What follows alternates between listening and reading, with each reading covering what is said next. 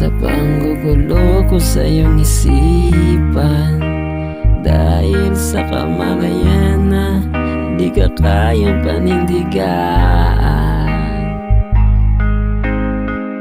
Naisuko ang naramdaman, ang pag-ibig ay nabitawan, kahit labag sa kalooban.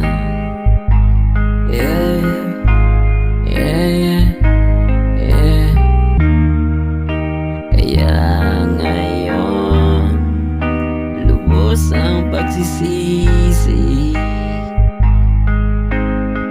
sa salitang aking nasabi. Sana bigyan na sandali, maipaliwanag ang sarili, nang maitama mga mali. Ako'y nagpatalo sa isip kong magulo.